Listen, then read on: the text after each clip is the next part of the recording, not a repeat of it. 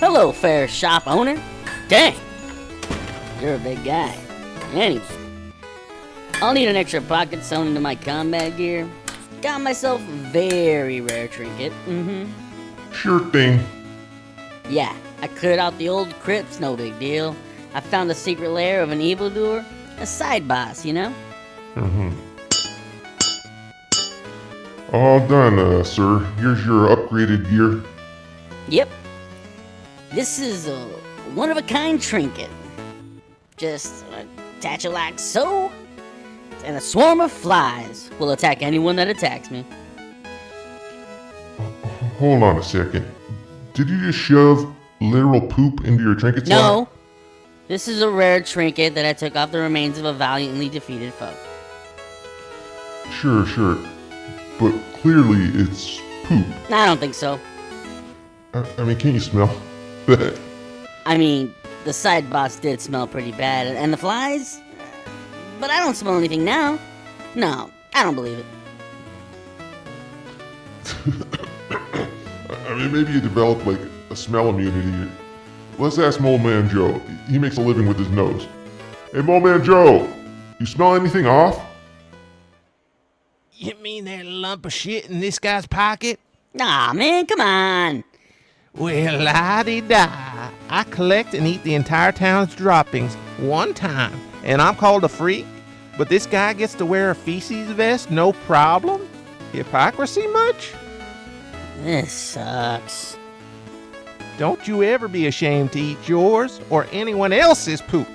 This place is so weird. Tell me about it. This shopkeeper's like some kind of giant, and almost none of these people eat poop. It's like a free second meal, people. Hey, do you want to buy a vest? That one covered in shit? You know I do.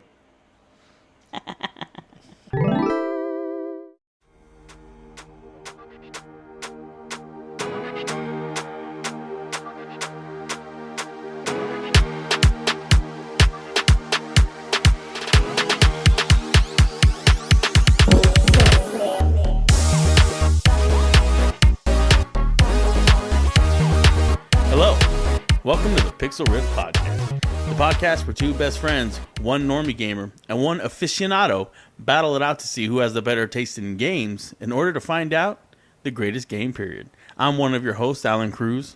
And I'm Jonathan Michael, and today we're doing modern retro-metroidvanias. I had to say that right off the bat because it's super hard to remember. So, modern retro-metroidvanias. Yeah. Nice. And a little bit, they're both Souls-likes too. So we're doing Mina the Hollower. It's a huge game right now. It just came out. Really good. It's pretty much the front runner for a game of the year at this point.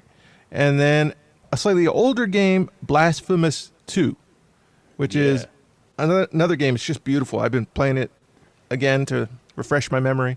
Yeah, both these games, man, they really tickle that itch, man.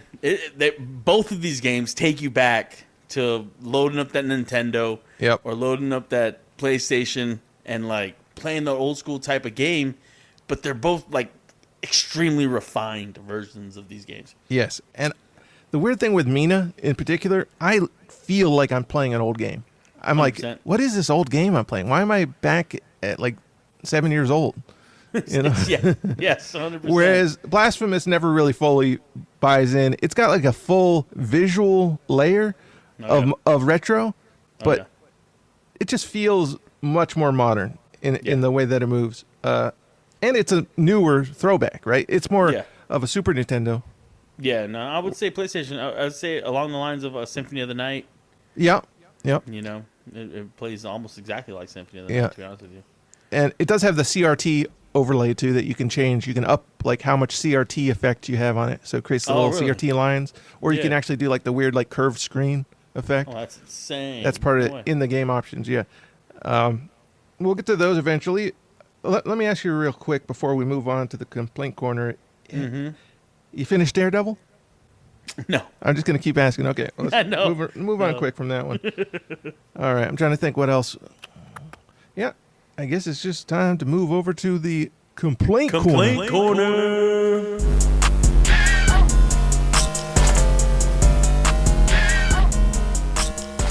All right. And my complaint, fashionably late, it's bullshit. I think these guys just can't tell time. No, I don't agree with you. I know you've told me like 6:30 means 7. Yes. Like at our work party. Yes. I'm like, so when are you showing up? Well, it's at 6:30, so 7. And to me, it's like, what is this? Why have this like extra like secret code that it's like actually 7 instead of 6:30? Like honestly, if people showed up to my party a half hour late, I'd be pissed. Yeah. Yeah. Even if they all showed up to your party half hour late. In particular, that would really piss me off. What if I got plans? Now we're like a half hour behind schedule. I'm kicking them out at 9 o'clock. I want an early bedtime over here. You want a party and an early bedtime? You're living in a dream world, John. I'm trying to plan my life to perfection, and these guys who can't apparently read a clock are messing up my schedule. See, that's the thing, John. Is fashion relate has to do with like coolness. Right? Yeah. I don't know why. It's swag. It's swag. You can't be showing up to parties. Oh, I've been looking forward to this party. This is the only thing in my life. No, I'm walking in there, and I'm like, 6 o'clock start. It's 6 o'clock on the dot. I got a perfect internal timer. Now that's cool as shit. My timer is down to the second. I didn't even use a clock. It's not cool at all. I haven't looked at a clock since 2 days ago, and I'm here on the second. That would be some cool shit. That's like a superhero. It's not cool at all, John. It's no big deal, but fashion be late is. It's confusing to me because I don't know what. Maybe I could sneak it in. Maybe I could fit you into my schedule. Right. I've got a lot of things to do. I've got a lot of pies. Okay, yeah. Then you definitely don't do it with actual friends. You know what I mean? If it's this kind of thing, it's like, yeah, my friend's not going to be here for another half hour. I know we're all waiting on him, but I guess he wants to make a point. He's got to make a point. He's too cool. Yeah. You know what sucks for fashion related is if it is a surprise party for this person. Right. Right. Be here at 7. Yeah. We're all crouching for a half hour straight. Exactly. Don't know when to pop out of the curtains. No. Got bugs starting to build nests on you. 100% agree with you on the surprise party guest of honor shouldn't be fashion related. I mean, but then how do you know? To me, it's just it's about a the mess. handler. It's a confusing it's about mess. The handler. Just let's all agree that time works and we can schedule things by it, and we'll stick to that. Then there's no confusion. No way, dude. I don't let time dictate my life. Yeah, I dictate time's life. Yeah, I have one example, like those work parties where you're fashionably late or whatever. I'm not saying you're like a fashionably late dude. I'm just saying in general. Pretty big distance. That's why. Yeah. Because it's like I gotta come over here and I gotta get ready, and then it's like trying to travel that distance. It's tough to negotiate traffic and a bunch of other stuff. It's kind of a. So it's an excuse, is what you're telling me. 1,000%. Okay. A real good one too. Okay. But I beat you this year. To the party? Oh, yeah. Yep. I beat you this year. And see, that's why I don't like that's why it's like, when are you getting there? Because I don't like to walking in alone. I don't like to be the last one where everyone's sitting down already and you're walking in and everybody's looking at you. I mean, you should just go into your other complaint about my wedding, John. I mean, it's right. just like coinciding. I mean, they are like one and the same. I almost did traditions in general and this is kind of a tradition. It's like fashionably late. It's a modern tradition. It's a modern tradition. It is. Because everybody's too cool. Right. What about you, man? What's your complaint? My complaint is about... I'm sorry, we're going to ruin the sponsorship of this. But LaCroix... No, not LaCroix. They're our biggest sponsor. I know. I'm sorry, LaCroix. Because you sponsored us, you have... I've tried all your flavors, and... I don't... What are you doing? What are you working with over here? It's barely fruit, all bubbles. It's just, not for me. Yeah, see, I think I blame a lot of things on tradition because otherwise I have no explanation for what people are acting so weird. Like seltzer water or drinks with seltzer. Mm-hmm. It's like, what are these people doing? They love the taste of baking soda? They do. You know what I've been doing lately is... Arco, they have like agua frescas, Yep. kind of like watermelon, cucumbers, and guavas or whatever. On that, like it's kind of like a touch screen now. It's no longer like the push, Okay. like the old school ways, but they have a water setting, and they give you carbonated and regular water, so you can choose. Oh yeah. So I'll get carbonated water and I'll fill it to like halfway, and then I'll put one of those agua frescas in there. Yeah. And it's like, every seltzer water is like, oh, just a little bit of fruit. Nah. Yeah, This you're is going like like half- carbonated watermelon cucumber, dude. Nice. It's so good. You know what else I saw was at the at gas station, like when you're checking out, they have these little like liquid IV packages, but they're like agua fresca. Oh, snap. One's horchata. Yeah. So it's like all these Spanish flavors that are like, they're cheap. It's like 75 cents and you fill up a whole like 32-ounce bottle of water. It's good stuff. Dang. That's pretty good, man. Liquid IV is not cheap, man. Yeah. No, and so these are like individual packages, instead of having to buy a whole box of it Oh, yeah. for like $15 or whatever. Yeah. Wow. I got to try some. Arco has them, at least. Oh, really? Okay. I'll check them out. Arco's where I get my coffee. Yeah. Oh, I remember what I wanted to complain about. Doing a double complaint. It's too late. It's too late already. Oh, yeah? It was. I'll talk about it later next time. All right. Dang it. Because, I was going to. Oh, man, I wanted to rip. All right. Never mind. Yeah. Well, I mean, you could say it. Don't leave the listeners in suspense. All right. And then we'll talk about it. Like, Arco, when they take a break and there's like, they got to literally close the store down. Yeah, I've run into that quite a few times. Oh, my God, man. Like, it happened to me right now. We were headed out. We stopped in to get some gas. And I was like, you want something to drink? It's hot. Yeah. He was like, yeah, let's go get something to drink. And it's just like, oh, closed. Back in 10 minutes. It's 2:30 and we're closed. I'm like, Yep. you guys, I was just thinking about that Dr. Pepper. Yeah. And they were like, nah. Yeah, it's an unfortunate thing. It's That's so for sure. unfortunate, man. So you can't get two people on there. So one person can go take a break and the store's still open. I mean, it's double the cost. I don't know. With gas costs, surely. Right. Surely got enough. Yep. Or whatever. Yeah, that was my complaint. Well, I got around to it. Nice. All right. All right. But, what you been playing? What you been playing?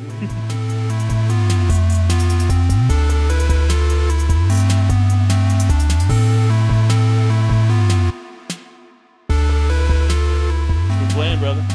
All right, I've been playing a bunch. So we did our kind of Steam Summerfest, our whole Summerfest episode last week. But Steam Next Fest actually just started on the 15th. And so I've been playing a bunch of demos. I'm going to try to go through them real quick here. Okay, so The Mound. Okay, this is a game by Ace Team. It's a first-person extraction game, pretty much. So you're going onto these islands. It takes place during like the Conquistador era. There's also Cthulhu monster curses going on. And Omen of Cthulhu?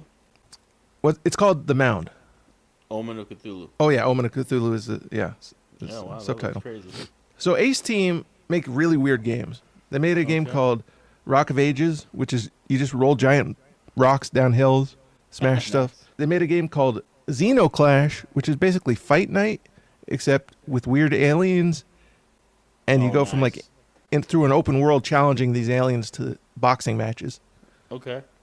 And so I expected weird things from these guys, and it's a fun game. It's well made. It's really good to look at, but it's got pretty simple combat. I did enjoy it though. You go throughout the island trying to collect as much treasure as you can. The more noise you make awakens the island, so there's more monsters. Zombies start up, and then more Cthulhu kind of horrifying monstrosities if you make enough noise. And so you're always kind of gambling. Should I go back for more treasure? Yeah. Or should I just bail out and head back to the ship and end the mission? So it's a multiplayer game. I played it single player, but you can play it with 4 people per game. It's a cool game. You see any really big monsters? No, I played safe. It was really? scary by myself, man. It's a scary game. Yeah. Okay, Yeah, nice. very immersive. And so I was just fighting zombies, and even they are pretty hard. It's a real you got a one-shot gun, You have to reload it with like a rod and. Oh, it's one of those. Yeah, one of those. That sucks. And then you have a sword.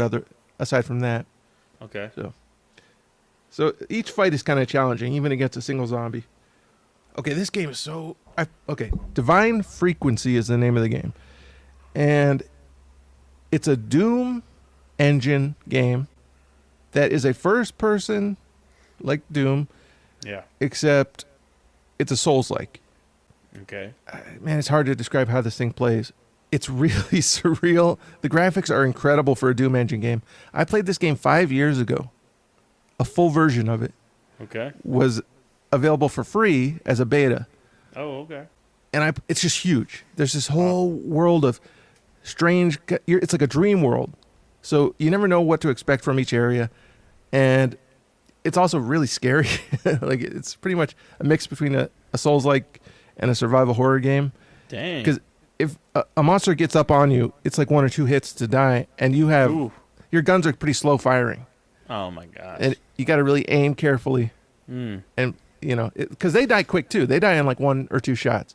Okay. But there's also a lot of strategy because there's a lot of options. You can pick up different types of mines and like set up an area, as a trap before you move ahead. And the game is finally coming out. And the version I played this time is just totally almost unrecognizable from the game I played a full game 5 years ago. I played it like 3 times since then. I play the new demos every time they're released. Okay. This game, for being built on the Doom engine, is one of the most beautiful visually of any game. It creates the most immersion, and I just love being in this world. Apparently, you're like a homeless guy who dies at the very beginning, and you're brought back as just a consciousness into an afterlife kind of dream world. Maybe it's a simulation, and this whole world is run by some kind of gods that basically are like only interested in combat. Okay. It's kind of Cthulhu-y as well. A lot of Cthulhu stuff in video games. So you like pick a class to start with, and you can be like a melee class or a range class. Everyone should check it out if they like Souls-like games. Okay. And I'm pretty sure that having been in development for this long, it's just a passion project of either one guy or a very small team.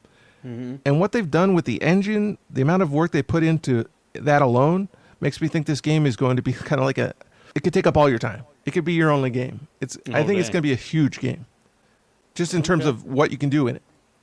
Were you able to see any screenshots or anything? I'm seeing some screenshots, but all this stuff was like 3 years ago.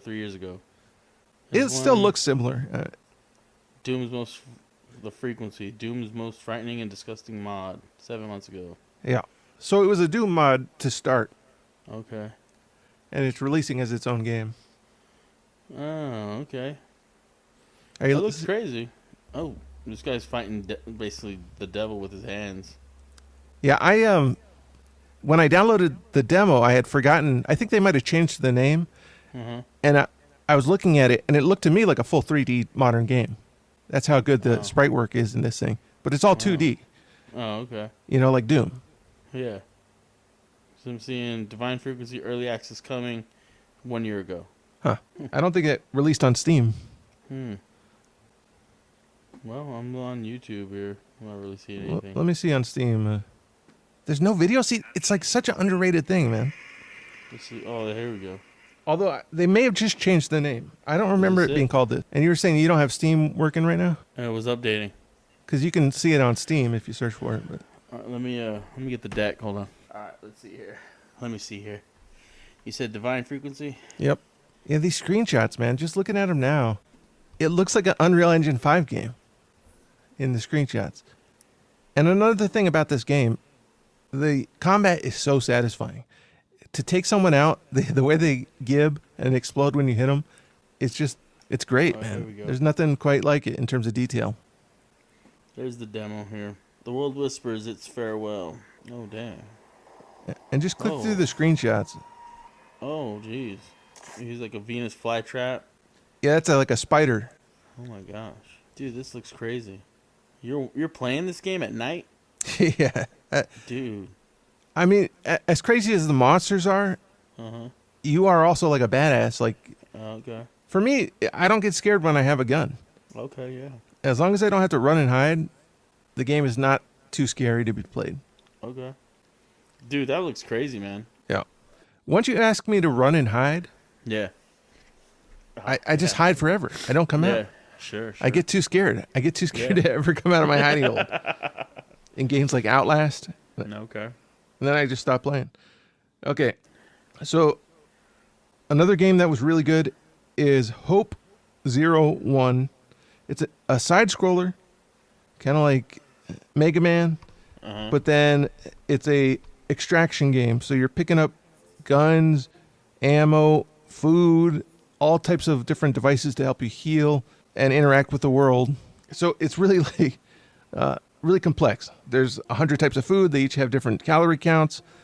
There's hundreds of guns. They each have different mechanisms and ways that they work. You know, if you have a clip for a gun, you have to actually reload the clip individually before you can use it to reload your gun. So it adds a bunch of realistic complexity. A side scroller, huh? Yeah. It has a very anime feel. Yeah. But the combat feels great, and the guns are really She's it feels like rolling and stuff. Yeah, it feels really interesting and good to get new guns because they're so much more powerful. Like you start with a gun that has to be reloaded one bullet at a time. It's slow firing. It's like pretty much a handmade gun. And then once you get like a new gun that you find and it's all random, it changes the entire way the game plays. It's another one where like there's a lot of risk in the combat because you take a lot of damage. Also, you can be cut, so you can bleed. You can break your bones. You can be poisoned, and they all need specific treatments. So picking up all this like health loot is actually worthwhile because you'll need like splints to fix certain bones, stuff like that. What's an extraction? An extraction game is like Mound kind of, but this one in particular is like a traditional extraction game, Hope 01. And it's you go into a map. It's like an open world, like Grand Theft Auto. Okay. And so you can go into all the buildings and stuff, and you can look in all the drawers and you can look everywhere for gear. So you're trying to collect a bunch of gear and extract before you die. Oh, okay. You know, and in a lot of these games, it gets harder as time goes on. Yeah. In this one in particular, you have to make it back to a train that arrives every 10 minutes. And if you miss the train, you're stuck in the world for another 10 minutes trying to survive. So that's the extraction aspect. You're extracting back to your base. And then once you get back to your base, you can use everything that you found to gear up, improve your gear, and then you head back out, ready to take on the tougher areas, you know? Yeah. I love extraction games. The problem with most of them is that they're multiplayer only. This one's all single player.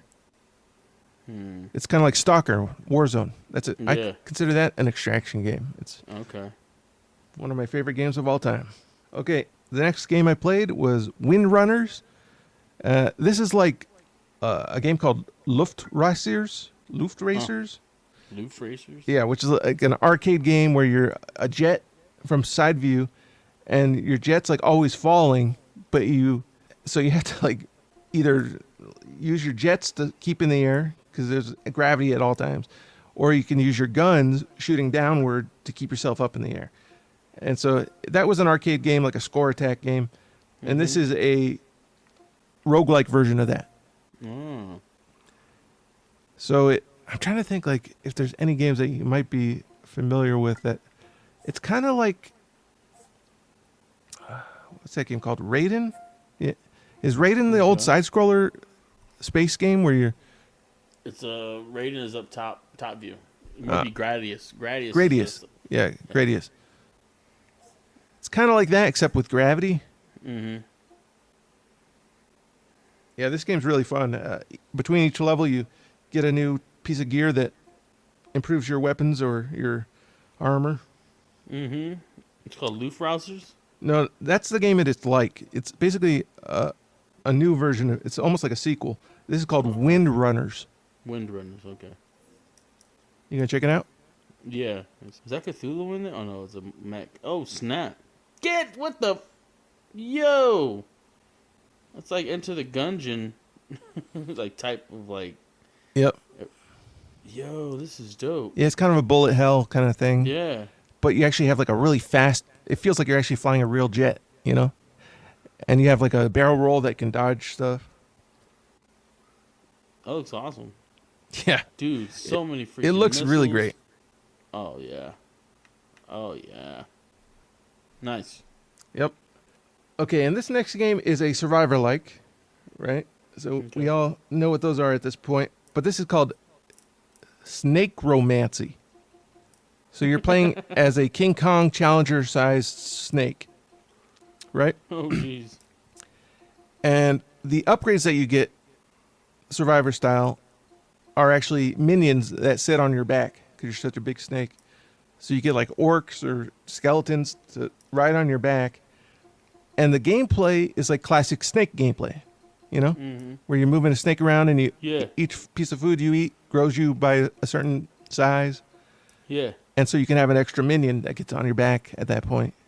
And then if you get hit, you lose that chunk of your snake body and your minion dude flies off. Okay. And it just really works. It's fun. Those are all the demos that I played. Oh, no, one more. Echoes of Einkrad. It's a new Sword Art Online game. The weird thing about this game is it doesn't say that it's Sword Art Online until you're in the game. Okay. I think it's because those games don't sell very well here. And for me, like, it plays well. It looks great. But that idea, that concept of Sword Art Online where you're in a video game, right? Yeah, yeah. You know the anime? Are you familiar? Oh, yeah. It doesn't work for me, dude. Because, like, in a normal video game, I'm trying to pretend that it's real, right? Right, yeah. And in this, I have to, like, pretend that the characters are lying when they're saying it's not real. And then, like, it's like a double level of pretending I have to do to actually make it feel immersive. It just doesn't work. I'm like, why do I care about this stuff? It's just a video game to these characters, you know? Right. So, like, honestly, it plays great, but I just can't go back because of that. Yeah, I imagine it would be tough to play Sword Art Online. It's already a video game in anime form. It's like, Right. I mean, playing the real thing, that's like playing a regular video game. Yeah. But playing a property based on that, it's like an extra layer of artifice. Right. Man. It's too meta. Yep. That's all I've been playing. Nice. The only game I've been playing is Kakarot.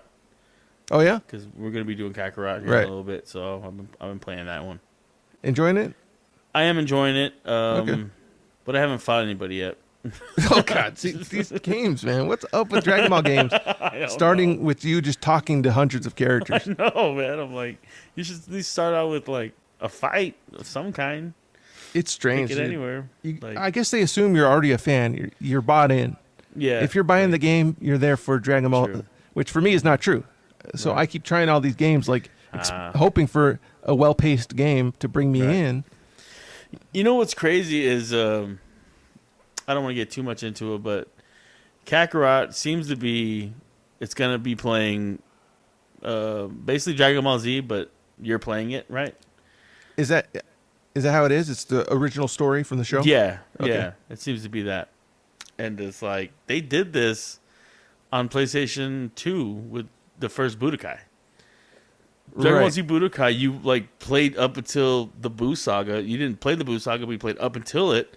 But it was like a 3D model rendered version as you played through it.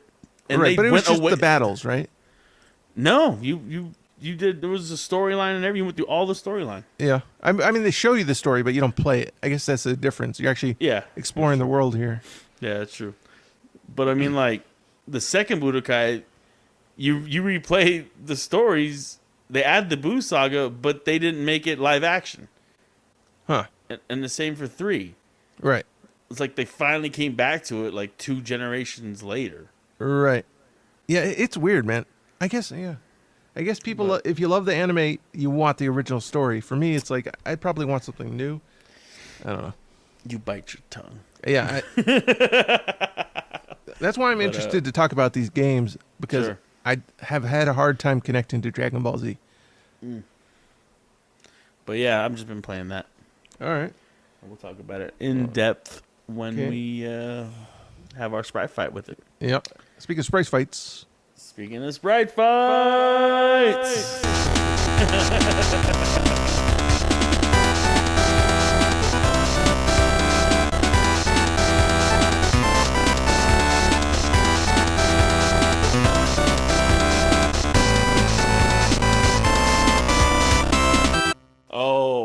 in this corner, we got Blasphemous 2, Third Sin.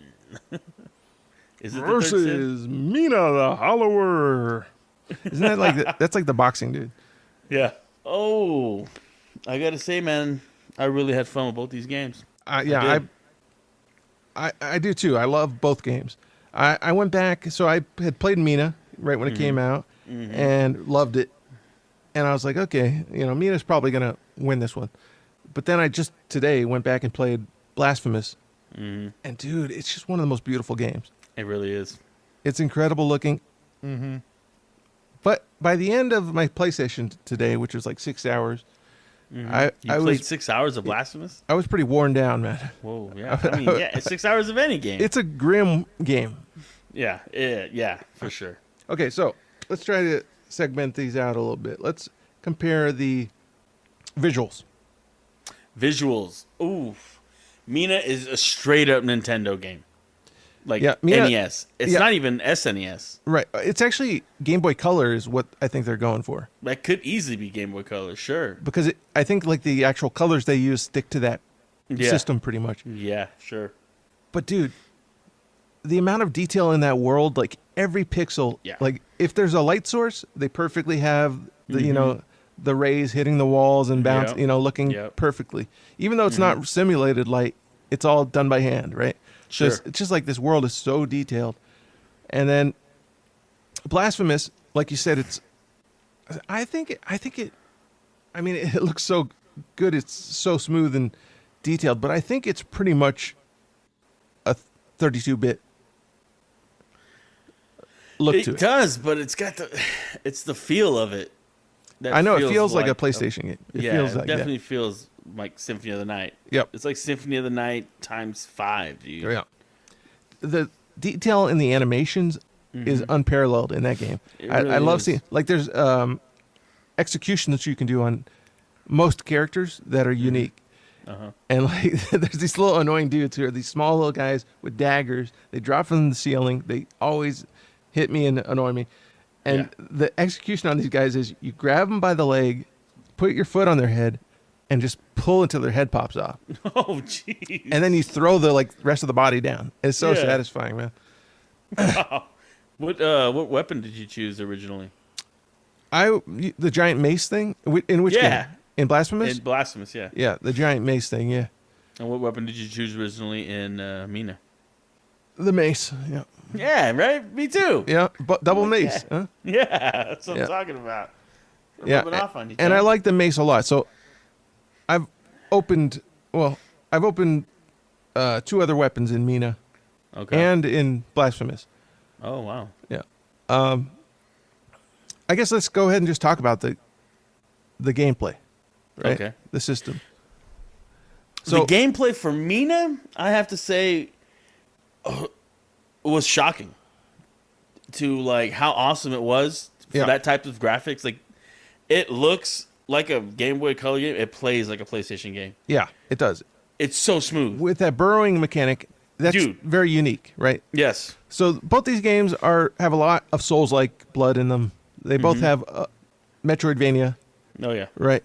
But Mina really does have a unique mechanic that's not in any other game, which is this burrowing thing. And it's kind of got like a physics to it.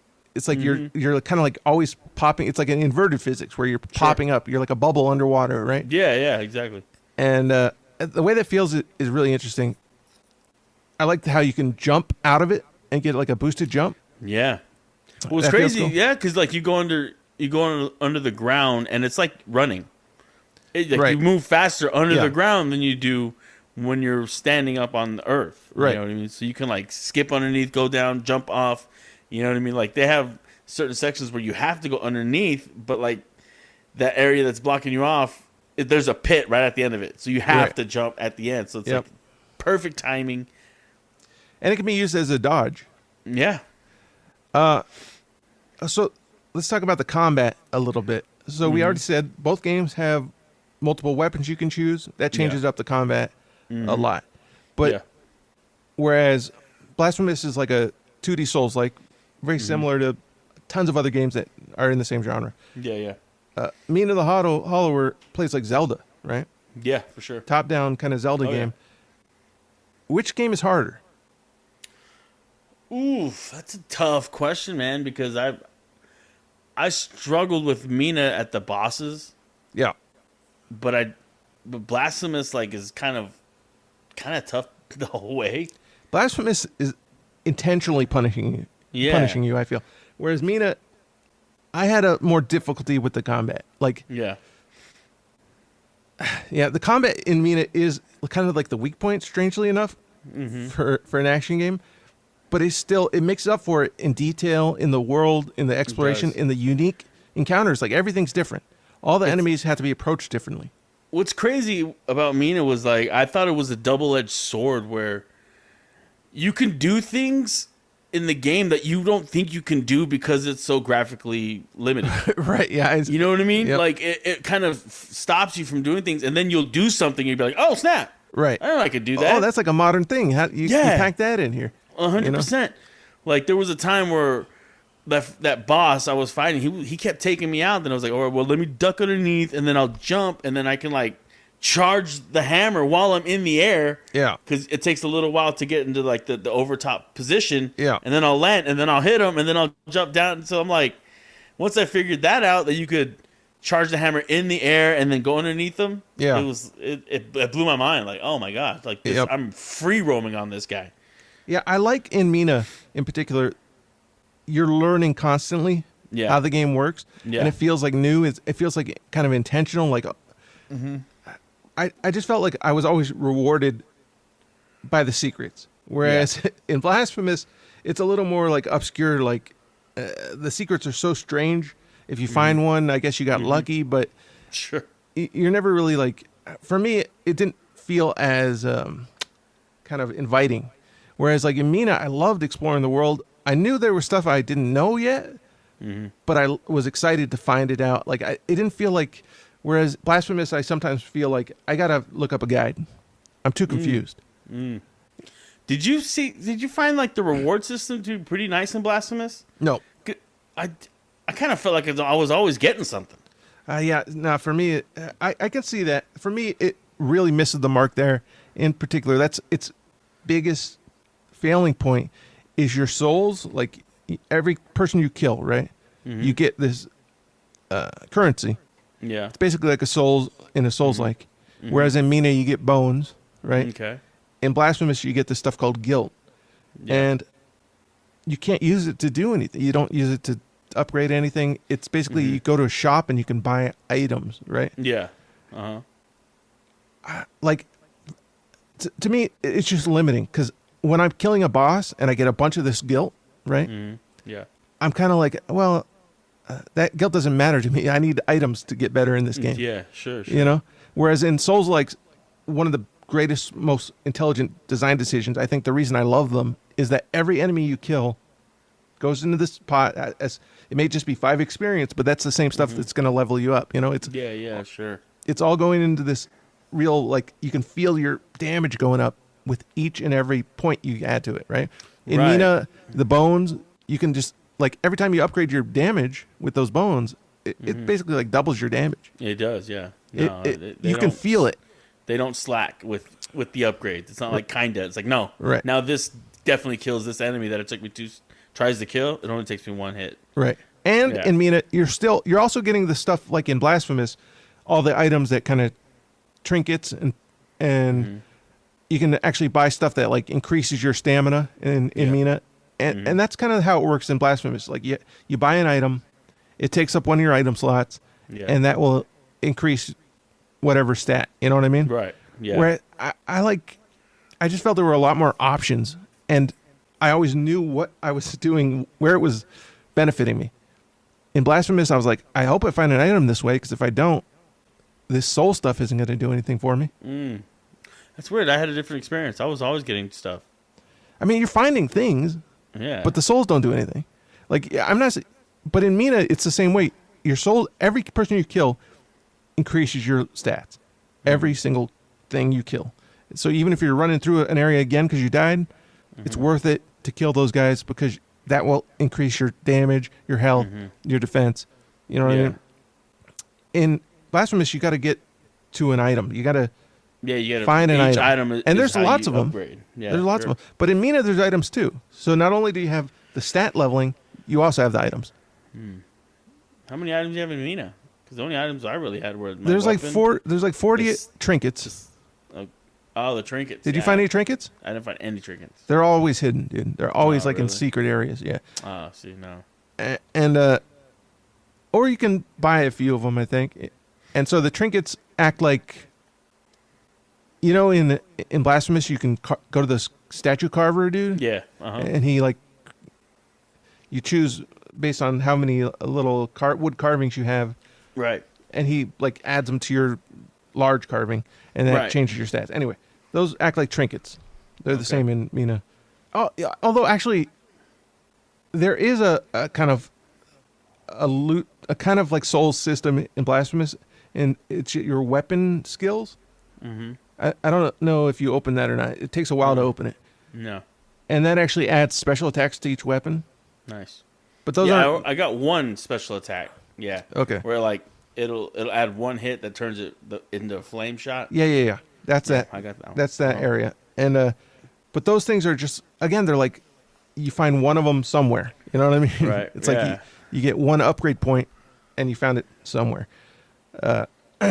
Yeah, for me that's what kind of stopped me from playing it right now in this last PlayStation playing Blasphemous, because I had to do a run back, and I was like, there's no reason for me to fight these guys again. I don't want to do it. You know what I mean? That's true. Yeah, it almost seems like since you're not getting experience, right? It's just kind of let me just get past them. Right. Yeah. It's honestly, it's great as failing, man. Yeah, I hear you. I hear you on that.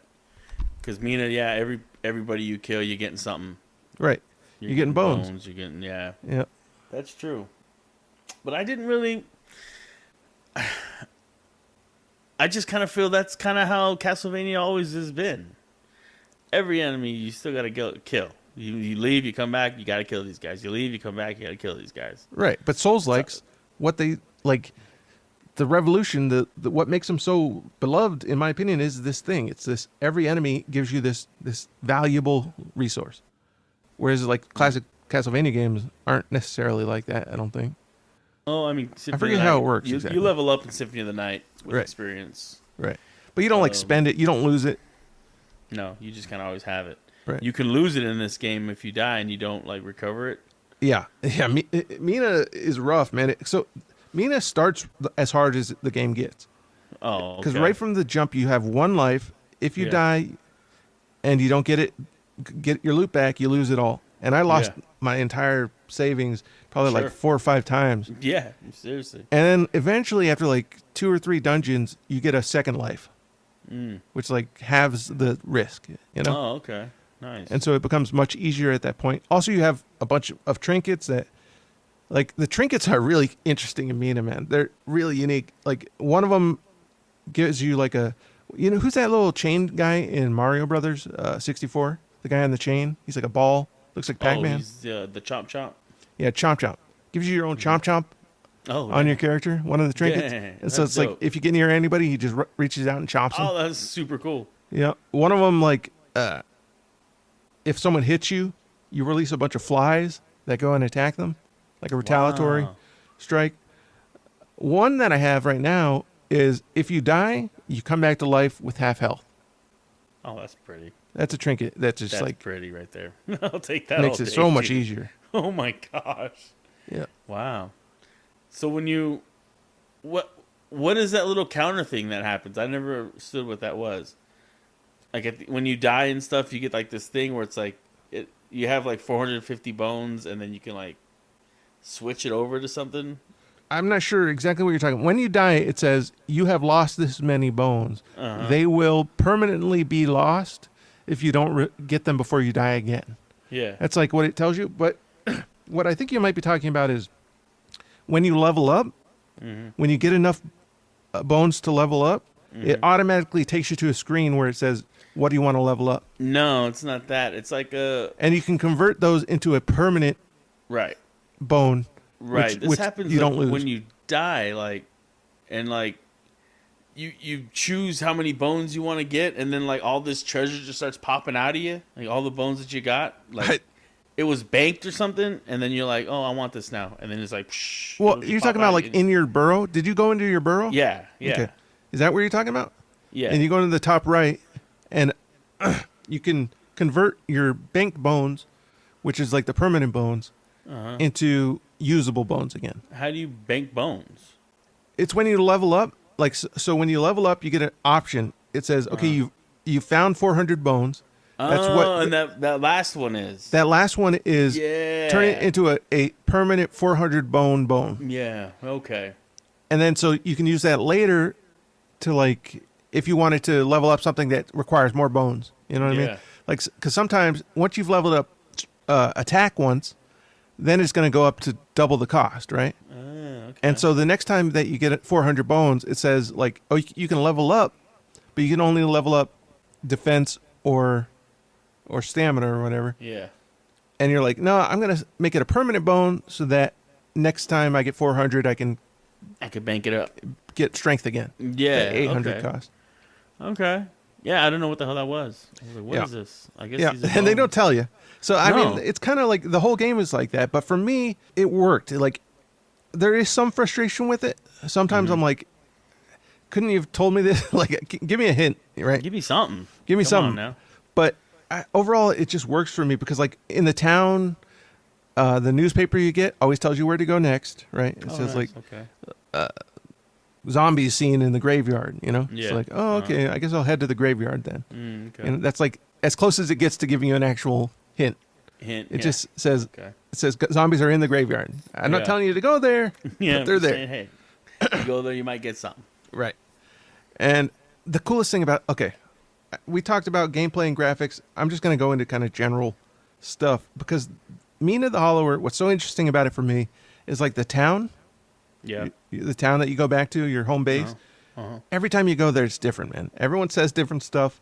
Really, like, weird stuff. Like, I went back there one time, and this guy showed up, and he's like, "You're my enemy. We've been fighting for years." And you're like, I don't know you, guy. And he's like, "We've been battling out to see who's the best using a whip, and I know I'm the best using a whip." So, like, and I'm like, okay, guy. And it's like this boss fight. And I was, like, going back there, like, I need to heal up. Yeah. You know what I mean? Let's head back to town. And it turns out, like, this whole new boss fight situation happened there. Dang, man. One time I went back to town, and there's, like, a shop, and there's a shopkeeper who's this giant. Like, when you go into a shop normally, you could just see, like, his hands, because he's, like, this epic He's like a massive monster creature. Yeah, okay. And one time I walked by his shop, and he just broke through the front wall. The entire wall breaks up, and he grabs you, pulls you in, and he's like, "Just wanted to let you know I got deals." Okay. I've been in your shop like 3 times already, but okay. That's hilarious. You know what's interesting? Both games have a lot of gothic art, a gothic feel to them. Sure. And Mina is like, it's cute and fluffy, all these animals, but it's also kind of dark and grim and got a little frightening. 100%. Whereas, Well, Blasphemous is 100%. This is a frightening. messed up world. What is going on? yeah, It's almost blasphemous to play this game. yeah, and it started to grind on me, man. Like playing it as long as I did, like it was so grim, dude. There's not a bit of lightheartedness. There's none of the humor from Mina. No, this guy is he's called the penitent one, and he is just tortured soul. Everybody you meet is a tortured soul. Yeah. You're in hell, dude. I swear to God, you are in hell in this game. Right. Which is, to me, is like what all Souls like kind of feel like, at least the FromSoft games. Oh, sure. And so it works as that, but what was I going to say? I totally forgot what I was going to say. I don't know. I'll tell you what I'm going to say. Mina could have used a little voiceover work. I mean, although it's really going for 100% retro. Yeah, I guess. More so even than like Scott Pilgrim. Like I made that argument for the Scott Pilgrim. And this one is like even more valid because they don't like go a pixel out of place with their Game Boy Color. Even like aesthetic. the pixel that pops up when you're talking to a character is still like, oh, that's his face right there. There's nothing like special about it. Yep. And like We're like the sound, even the sound of the text is good. The sound of the text popping up is perfect. Yeah. The music in Mina is great, man. Yeah. All of it sounds almost like Mega Man level hits, you know? Yeah. Oh yeah. Whereas Blasphemous, it's this grim kind of it's just Spanish. Yeah. It might as well be like Gregorian chants, bro. Like it's so like. And I was like, I'm bummed. I don't want to hear this song anymore. I know, that's another reason I kind of stopped playing right now. Sure. Because I was just like, this song is just so grim, man. Mm-hmm. I need those upbeat hits from Mina. Yeah, seriously. But those bosses are insane looking, dude. Yeah, and they're great. Dude, the bosses are great. Insane looking. The combat feels great in Blasphemous. When I started playing it for the first 2 hours, I was like, I think I got to go Blasphemous, man. Mm-hmm. I'm enjoying myself so much. Yeah. It's so beautiful. Yeah. And just as it went on, the design decisions kind of... You started becoming the penitent one. Yeah. Yeah. And I was like, just keep going. Just keep going. You got to redeem yourself. Sure. But it's still beautiful, man. Yeah. Like, I had a blast playing it. I loved, charging up that weapon and slapping them. Did you ever fight a monster where when you crouch and you could keep pressing X and he just like twirls the thing? You can keep twirling it. Yeah. And then you throw it. Oh, yeah. That's cool. Yeah, I did that. Like, pop, pop, pop, pop, pop. That was pretty fun. Yep. I hate how you can't charge while jumping. You could charge jumping in Mina, but you can't charge jumping in Blasphemous. Yeah. It's just like all the decisions in Mina, after I think that, I do think there's kind of an issue with the basic combat. Like, moving around, for me in Mina, it feels a little bit, I guess, like old school still. Sure. But after that, every decision is, perfect for me. It's as detailed and as well thought out as it can be in my mind. Whereas Blasphemous, some of the gameplay things are like, why are you doing this to me? It just feels like a punishment. I know it's the story of the game, but I don't think it was intentional.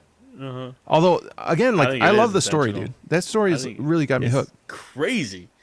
It's like you can bring him, you can give him enough guilt to kneel so you can reach the city carried by 3 saints. I'm like, what the hell? You're insane. This is insane. I mean, I was reading a wiki about it, and apparently the story is, so from the first game, there was this religion, not Christianity or anything. Yeah. Wow. And these people prayed to these old gods. It was like a group of gods. Yeah. And this one dude prayed to him and said, look, I've done wrong. I need to be punished. Punish me maximally. You know what I mean? Yeah. And the gods gave him this wish and created this punishment, which made him this thing called the miracle. Mm-hmm. And the miracle is what has distorted the whole world. Yeah. It turned everyone into monsters and stuff. Right. And so in Blasphemous 2, apparently you're trying to take revenge on the gods that did this. I thought you were trying to take the miracle out, or the miracle. But the miracle was done by these gods, right? Right. Uh-huh. And so you're trying to stop what they have done, I guess. Right. Because there's a beating heart in the middle of the sky you're trying to take out. And it's a new version of, I guess, the miracle, which is what caused all this. It's a new human form of the miracle. It's kind of confusing in that way, but yeah. It's a crazy convoluted story. Yeah, it's a little messy and nonsensical. Yeah, sure. I didn't get too deep with Mina to gain what the story is about in that. Yeah, I'm 4 dungeons in, and I still don't really know. I'm repairing these lights, right? That's kind of your quest, is to repair these energy sources. Okay. Each dungeon has one. And apparently there's this lion dude who's asked you to come back. You installed these lights. You're the inventor that created this power source for this continent or whatever. And he said so the things you installed are breaking. Come back and fix them. I think he's the main bad dude. Oh. Because he's got this kind of Trump look to him. He's like a politician. He's a well-loved politician. Sure, yeah. But he's a lion, and he looks like a killer animal. You know what I mean? Sure. He eats all these other animals. That's a symbol of kind of power. Right. And you're a mouse, right? So yeah. The lion and the mouse. That's all. That's a story, right? I think this guy's gonna turn out bad. This lion guy. That's not my the guy guess. in the suit. Wait, which guy? There's a guy in the suit in the beginning of the beginning of the bad dude? game. Yeah. I think he's the good guy. Oh, really? Yeah. He's the rebel. I mean, you fight him at the start. Mm-hmm. But I think he's right, man. I think these lights that you installed are bad. Oh, wow. These power sources, these generators. Yeah. Dude, so after each dungeon, in order to turn off the generator, you have to go through this little mini game, which plays just like Sonic 3, the 3D levels between levels. You know what I'm talking about, where you would go from side to side to get coins. Oh, it's just like that. It's really cool. Nice. That's dope. Yeah, it's got that like 2D, 3D thing going on. Yeah, I gotta get some dungeons done. Yep. Yeah, I just like the vibe. I love the world of Mina, man. Everything I find is new. Like every screen, almost like I'd say, every third screen has something new and interesting. Okay. You know, you'll go through 2 screens, which is the traditional kind of a puzzle or a combat, and then you'll get to something where it's like, what is this? There's these 2 kids hunting this bunny that they think is some kind of monster from mythology, and they want my help. And so you have to dodge their attacks as you're trying to take out this bunny. And then when you kill the bunny, they go like, "Oh, it was just a bunny. Like, it wasn't this monster." But then they look away and they're all disappointed, and you see the bunny transform into a monster and jump away. Oh, and geez. like I keep running into this bunny again, like and fighting it. Yeah. That's crazy, man. Another cool thing is there's the swamp zone, and you can dig through the swamp areas, but you can't jump into them. You'll die if you stand in them. But so you can like do a leap into the swamp, dig down, go down, and then you'll pop out and like land on land again. Oh, snap. But as long as you're underneath it, like you're fine. Yep. So that changes like that whole area's movement. Yeah. It's just great, man. Like the more you put into Mina, the better it gets. Oh, okay. And it's always surprising you. It's always something new. Because I guess I'm where you're at, where you were at in your first 2 hours of play. Because that's about as much as I played of Blasphemous. Yeah. And that's much I played less of Mina. Where I'm like, Blasphemous is taking it. Because I'm a Blasphemous guy. Yeah. Okay, I can see that, man. I can see that. You know. Even still, the combat works better in Blasphemous. It's sure. You know. But that's what's so crazy. Even with that, I still like Mina better. I still love Mina, even though the combat doesn't work for me. You know, the combat's pretty good in Mina, though. Like, it's good. It just doesn't work in comparison. It's not as good. Sure. Because I like the fact that you can move while charged, like you ready to throw the big hammer. Yeah. Like you're not stuck. You can move right. back, You can do a little dodge. Yeah, I like that. Yep. It's very refined when it's some of the best like heavy mallet play I've ever seen in a game. Yeah. So we have different weapons. That's not the mace I was talking about the whip. I started with the whip. No. Yeah. When I played the demo, I used a hammer, and I think I had a better time with that. Yeah. That's what I used the hammer. I mean, like honestly, if you're gonna play this game, think long and hard what you want to start with, because the first 3 hours you'll be stuck with that weapon. Oh yeah, sure. And they play totally differently, and so like for me, the whip doesn't really work. The hammer did. Yeah, the hammer worked really well for me. Like I said, like as far as hammer play goes, very impressive. Yeah, very impressive. You're never really out of it. You can move because you could still go underneath, jump, charge the hammer, land, hit him, drop. Like when I've realized you could do so many things with that, like the boss was wrecking me. He was wrecking me. That bat dude? Then, yeah. Mm-hmm. Where he had like a big old club and he was like destroying stuff. Is he outside of the building? Is he a bat? Yeah, okay. Is he a bat? I don't know what he is. He was an armored guy with a big old with club. Wings. No? Did he have wings? I don't remember. Maybe it's a different thing. It's the first boss? Yeah, the first boss. I thought it was the bat dude, but maybe not. I mean, he could have been a bad dude. I didn't really look at him. No, this guy like flies around the whole time. No, this guy is like he's like there's things you can hide behind and he'll destroy him with one hit. I don't know what that is. Maybe I forgot. Either way, man, like he was wrecking me. Mm-hmm. And I was like, I gotta find a way to beat this guy because I can't get past him. And then, I think you went the wrong way. Maybe. I think you might have not gone to the town. You're supposed to go to the town right at the start. I just ended at the town. Okay. Yeah. Oh, maybe there is a boss. Yeah. I know who you're talking about. Okay, yeah. Yep. And once I realized I can like charge in air and duck, and then I mollywopped his ass, dude. Yep. Yep. Yeah. So, but and like Blasphemous, it was never as smooth as that. The combat? It has good arcs and good distance. Yep. And that charge hit really hurt, like really does a lot of damage, but it was never as smooth as Mina is. Like, so you died. Would you say it was harder? I mean, did you die more? On what? In Blasphemous. In Blasphemous, did I die more? I probably died the same amount, to be honest with you. Okay. But like, the bosses didn't give me as much trouble as Mina's did. Right. But now that I know you could play the way you could play with Mina, I don't think any boss is going to give me a problem at all. To be honest with you, I think they're all going to get destroyed. I mean, both these games, man, are great games. Okay. I mean, we already summed it up pretty much. I just got to say, I think Mina is like a perfect game. I think it's kind of like, it's refined to a level. It's more than refinement. It's detailed. Like everything in it is worth seeing. Because they spent a lot of time on this game. Oh, really? A big team for such an indie kind of size. I think it's like 20 guys. It shows. Yeah. It really shows the level of detail in this game. Yeah, and just like I said, the town, when you go back, literally every I've never seen a guy say the same thing. Yeah. They just keep on saying new stuff. That's awesome. Yep. But it also shows in Blasphemous, man. Blasphemous.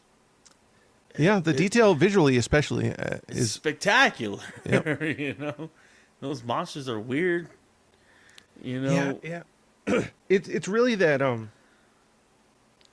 like I played 6 hours and I only upgraded a couple things. Mm-hmm. I just because I had already filled all my carvings, and I didn't want to change them, so I never change that. So that was out. Mm-hmm. And then I upgraded a couple of special moves on my weapons, and that's it. And whereas like in Mina, every time I play, I double my damage. Oh yeah. You know, I'll run into a boss that's like impossible to defeat. I'll level up once, and it's like he's half as hard as he was before. Right. I just love the progression. It's a big part of it. But that's pretty good. But I'll tell you right now, the voiceover work in Blasphemous is needed, because if you had to read the things the people in Blasphemous were saying, you would you would be insane. It would be like looking in Cthulhu's eyes. It would be. You'd be like, go into madness. Right. Without the like emotion behind it, you'd be like, it just sounds like ramblings. It's nonsense. Exactly. It's just lunatic ramblings. Thank God they voiced over that game, because man. But one thing I say about Blasphemous that is not cool is the animations that it goes into. Yeah. They're not as good as the game itself. They dip in quality. They dip in quality. It goes like anime style sometimes. It does, but it's very low quality anime. Yeah. Yeah. I'm kind of with you on that. I'm like, why would you do that? You know, because I just played that Catch a Tech Aces game where it was like had better terrible, and the anime was superb. Yeah. It's like, why would you do that? Why would you drop the anime? That should be where that did seem out of place a little bit. Yeah, and it definitely did not live up to the visual quality of the rest of it. Exactly. It's like, you can't give me terrible anime animations. There's not a lot of them. There's not a lot of those things. But there are some, though. Yep. And it doesn't live up to the game, because like, it'll go from that, then it'll go to the game, and like the game is beautiful. Yep. Like, but you just gave me this piece of crap drawing that my little brother did. Right. What are you doing? But, let me see if I got anything else. I had made some notes here. Oh, yeah. So one level in Mina has a Mr. X style antagonist that follows you through the whole level. Yeah, it's this giant guy, and like he'll just like come bursting through a wall. Like his attacks break everything around him. Oh, dang! And he's constantly chasing you. So that's my gosh, cool. I don't know if you saw the scary clown jokester guy in Mina. No. He's like this clown.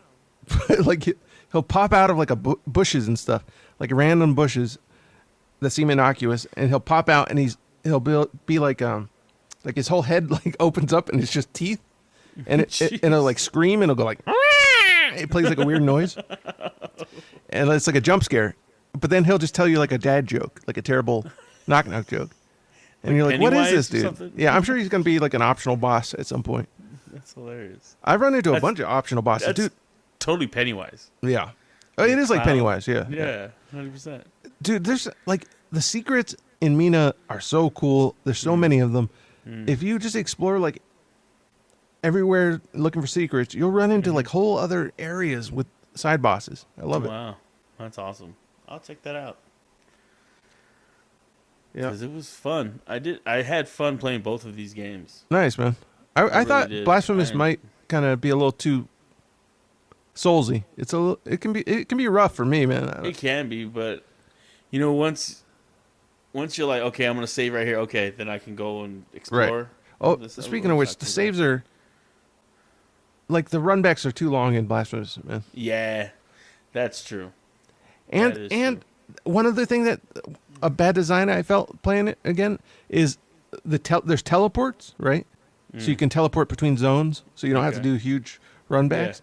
Yeah. Okay. But they're never near the respawn points. They really just make you penitents of your sins. So if you want to travel, you have to like pick a respawn point super far away from the teleporter, run to the teleporter, and then travel. It's like, why do that? Why not put them together? They should always be together. Nah, they're trying to punish you for playing Yeah. Blasphemous, dude. I guess so. But they're close, man. They're both really good games. Both very good games. But I love Symphony of the Night so much that any game that kind of emulates Kinda, it, yeah. I'm like, let's do it. Yeah. Yeah. See, for me, like neither of these games work in nostalgia for me. They're both going for this retro feel, but I didn't love like. I kind of like if you're going to see Blasphemous is Super Nintendo. I didn't love Super Nintendo or Nintendo Game Boy. Like I didn't love games back then.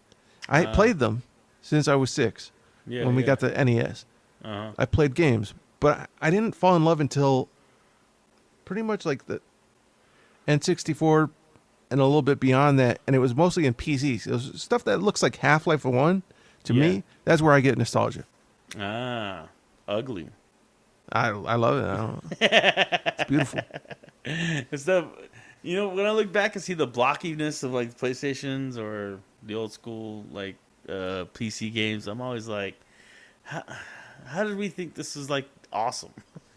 Yeah. I don't know. I still like it. I really do. Like for me, that's where the nostalgia works, and it looks like I like. I That don't know. makes sense because when you tell me to play some of these games, I'm like, why am I playing this game? It looks like trash. And you're Yeah. like, because it's hitting that nostalgia for you. Maybe so. A little It bit. looks like that. Because I'm like, no, let's move past this.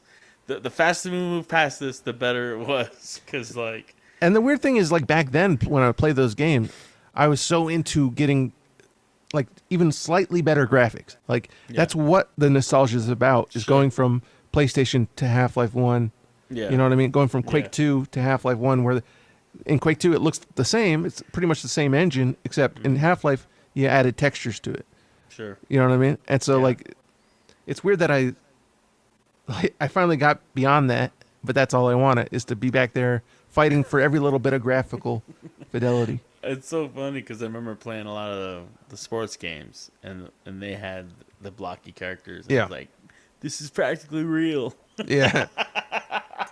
You know what does still look good, man? At least in my memory, Forza on the PS1 looks like real cars. Yeah. Still. Yeah, Forza looks good. I mean, they look like blocky cars. They look like Yeah. cars from the Sure. 80s, right? Sure. But Yeah. like, you know, those were basically simple polygons, those cars, you know, in real life. Or like the Gran Turismo. Isn't that what I Pretty said? good, too. You said Forza. Oh, I meant Well, yeah, Gran it's the Turismo. same thing. Same thing. Gran But Turismo. I literally meant Gran Turismo. That's what I was Oh, talking okay. about. I don't think Okay. Forza was out back then. Oh, okay. That's like a modern thing. Yeah. Oh, okay. So I'm glad you said that, man. People would have been pissed.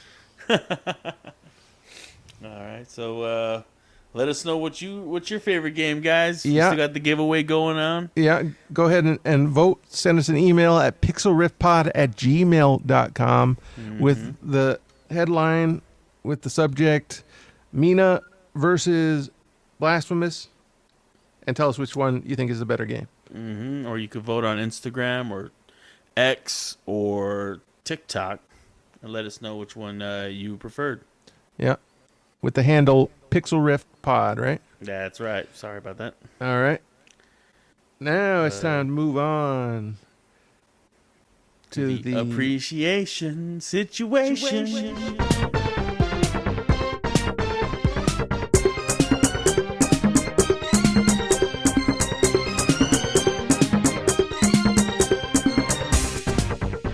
I watched Hoppers since our last record, and I felt like you kind of underplayed how cool of a movie this was, so I had to bring it back. Okay. I love this thing. It's a little messy. The first hour isn't the best. Like, it's a fine movie in the first hour, but the second hour really has some incredible stuff, like mind-blowing what Pixar got away with and how weird this movie is. Yeah, true. It gets like dark, and it gets strange, and it just gets like really interesting. Right. I loved it, man. I liked it. I just didn't like the protagonist. I Right. hated her. She's like, you make no sense. You grew up with your grandma who taught you how to like harness your anger, and like you're the angriest person in the world. I mean, yeah, I empathize with her. Like, she is reckless and makes mistakes because she's so invested in this. I wouldn't say she's angry. She's invested in something that is justifiably invested in, but she's making mistakes. She's making reckless, thoughtless mistakes, and it makes her an annoying character. I'll give you that. Mm-hmm. But I still it didn't bring it down much for me. I mean, she's an animal most of the time, and that's kind of like, how can you hate a beaver, right? Because she sucks as a beaver. Yeah. She's breaking pond rules, bro. Yeah, Pond Rules. I love that character too. What's his name? The King, Beaver King. Beaver King. I don't remember. It's like his name. Phil or something. Yeah, Dan. I think. I don't Yeah. know. He was dope. Bobby Moynihan. Oh yeah. Yeah. That's hilarious. It's funny. He had a little comb over with the crown. Yeah, dude, it's so funny when different characters take over this beaver, the hairstyle changes entirely. I know, dude. When what's his name took over, he had It had a full on Trump. It was a full on Trump, and that to me is like, that's where it like sealed the analogy. You know, I was like, oh, they're definitely saying this guy's a Trump figure. I don't see how the animals could have done what they did. How did they do that? What? When they took over Jerry's body or whatever, Yeah. and they made it. I don't want to spoiler alert.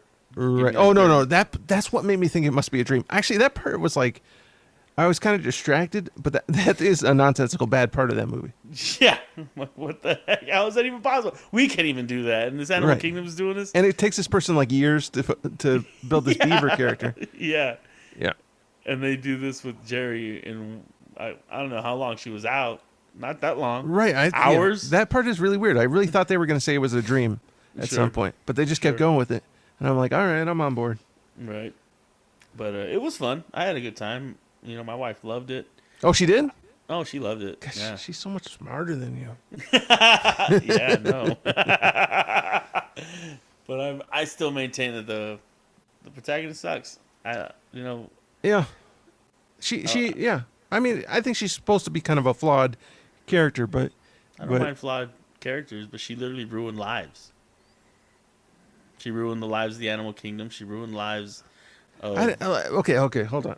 What in particular did she do that you think was a wrong decision? Was that she went into the hopper. And should not have? Without anything. She's like, I'm just going to take this over. I agree with you. I was like, what are you doing? That's like a straight up wrong decision. Yeah, Other what than are you that, though, doing? it's not like she was making like constant, insane decisions that I couldn't understand. Yeah, That she one did. was one. That one was one for sure. I was like, this is like reckless. It's dangerous to you. It's selfish. Anyway. She killed the insect queen. That was accidental. That was like reactive. But it shouldn't have been. It was also reactive self-defense. because That was a moth, dude. Yeah, but it's like right in your face. Self-defense. You're a beaver. A butterfly is pretty big at a beaver scale. It's not gonna do anything, dude. It doesn't even eat you. It eats flowers. Yeah, it was pretty crazy that she did that. She just smashed it. Like, what the? Everybody's like, what the? Yeah, she's really kind of thoughtless, man. Yeah, Yeah, she's man. not she's not that likable. I'll give you that. Yeah, and it's like I don't mind flawed characters, but at least have some kind of amount of likability. Yeah. I'm just like, I don't care about you. Yeah, you're kind of convincing me. She is really She's thoughtless. really Like that's thoughtless, why yeah. I don't want to Completely say any thoughtless. insulting words, but she's Yeah. completely thoughtless Yeah, at points. yeah, and it's like Are you? Her heart's in the right place. Her goal is in the right place. Sure. But she is thoughtless. She's doing it badly. Like, I agree. I guess that is her defining characteristic, right? She wanted to get rid of that turtle in the beginning. She wanted to pull it out. And She's got all the animals. Yeah. Like, her heart's in the right place. Yeah, she just goes about it wrong. Yep. I guess it is. That was so funny when, as a child, they were trying to get her, and it was like, "How is she so agile?" Yeah. And then she was later on. Was like, "How is he so agile?" I'm like, "Nice callback, dude." And like, yeah, it's funny. When the old lady's controlling the beaver, it's like walking like super slow, looks like a robot, barely moving. Yeah. And then as she takes it, and they're all like, "I didn't know it could go that fast." Like, seriously. Oh man, but yeah, it was a good movie. Like I said, I didn't like the protagonist. Honestly, it could have been better because like the great parts in it, and there are like some really great parts. Like I think really it must be seen. Yeah. Oh yeah. Kind of make you recognize the rest of it where it's not so great. Sure. You know. Yeah. Like it's really interesting for a Disney movie, for a Pixar movie, to be this wild. Like you have to see it. I don't want to spoil anything. Yeah, yeah. I mean, we already spoiled quite a bit talking about it, but it gets crazy. Yeah. Like we didn't even talk about the stuff. It gets crazy. Yep. But yeah, for sure. If you're a horror fan, I think you might like it. Sure. Sure. Oh man. Is that what you appreciate? Hoppers? Yep. Nice. I appreciate like manager specials or clearance specials at grocery stores. Oh my gosh, bro. I went over there to Ralph's, and they had like this handmade artisan pizza that's normally $10. It was dropped down to three something. Nice. It was spectacular. Okay, although when you say pizza, was it a frozen pizza? No. It was like a frozen pizza. But it wasn't those pizzas that they have in that deli area, for me, they never work, dude. Nah, this thing worked, dude. The bread is not right. It's not pizza bread, ever. It's always like a cornbread. Nah, it was pizza bread, man. Like, it was like... It tasted like pizza. That's what you're saying. Yeah. Did you have to cook it? Yeah, I had to cook it. It was like on like dough, you know? Did you cook it in the microwave or toast it? I cooked it in the oven. Okay. Yeah, and it was like 15 minutes. I've bought maybe 20, maybe more different varieties of those non-frozen pizzas. Because you figure frozen would be like the worst, and you can only improve it by getting less frozen. Mm-hmm. I've never had a good one, man. Like the sauces never worked. It never tastes like pizza to me. It tastes like Lunchables or something. Dude, what are you talking about? So okay, hold on. So are you saying that this was good, and you've had other good versions of non-frozen pizzas that you can cook at your house? Yes. Okay, then we're in disagreement. Which one haven't you had? I mean, where are you getting them like from? the DiGiorno ones, the big ones that they have on the special end caps. They're like the little small doubles that you get like 2 in one package. There's you don't like those. There's like Sprouts has like 4 varieties. They're all just garbage. They're just bad. You're not gonna get good frozen pizza at Sprouts. I'm gonna tell you that right now. Yeah, but even doing? Like the end cap ones at Vaughn's, the end cap ones at Ralph's, they're like, I think they're the same. They're like they come in like a pizza box. They're the Kroger brand deli. Yeah, the Kroger brand. Yeah, in the big pizza box. Mm-hmm.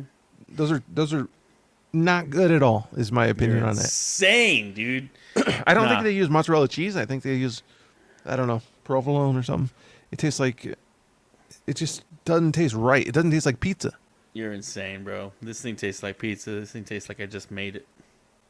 It was so good. So you don't have this bias against these. It even had like a crispy crust. I'm not saying that this one wasn't, but although if you're saying that you think generally grocery store pizzas that are not frozen are okay, I think I'm saying for $3 it was absolutely immaculate. Okay. You know what I mean? Right. I'm not saying I'm going and I'm choosing these pizzas.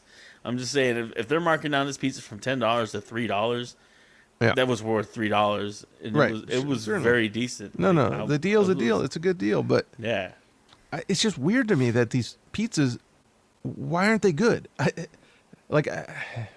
It's a frustration I've had for a long time, man. What are you getting? What kind of pizzas are you getting? What are the toppings? Cheese probably or pepperoni. I don't like bell peppers, and generally like anything Supreme has bell peppers on it.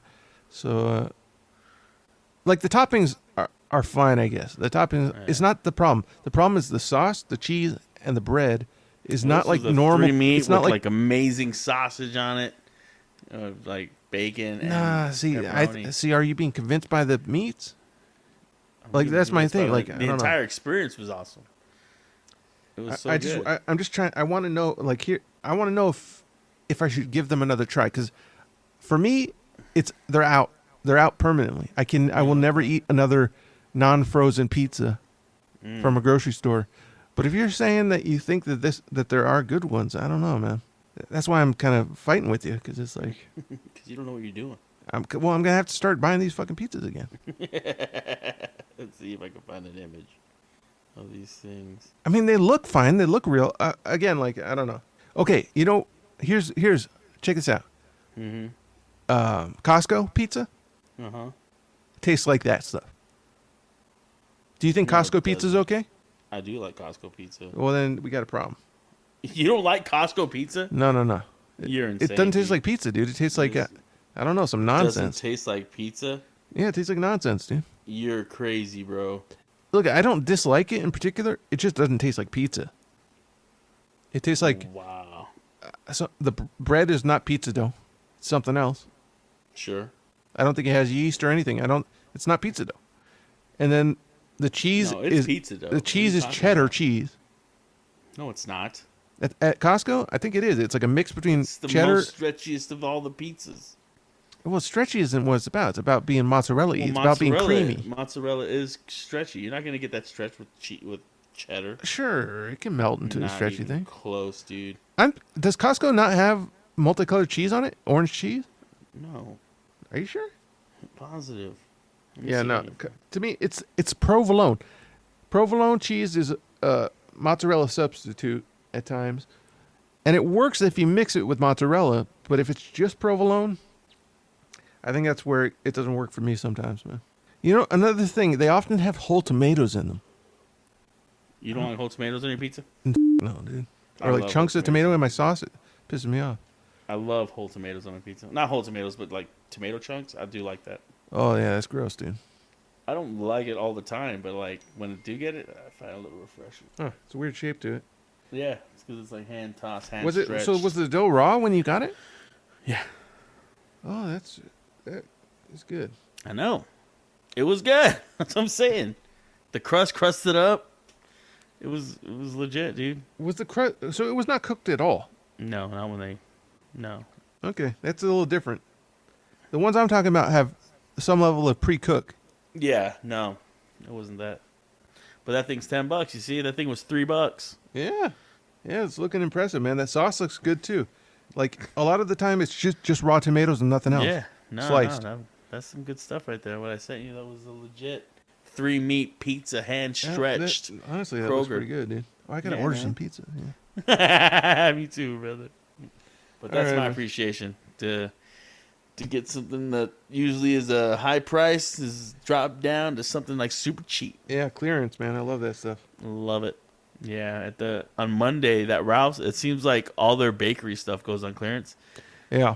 So when I go back there, they have like this little manager section area, and like it's just like macadamia cookies for like $2. You get like freaking 4 of them. Like Nice, man. yeah, dude. You go in the mornings or what? Lunchtime, yeah, 9. Get All right, over man. there, bro. Get over there. All right, well, man. thank you for listening, everybody. This has been the Pixel Riff Podcast. I'm John Michael. I'm Alan Cruz. Good night. You have a good one. Good day or good afternoon.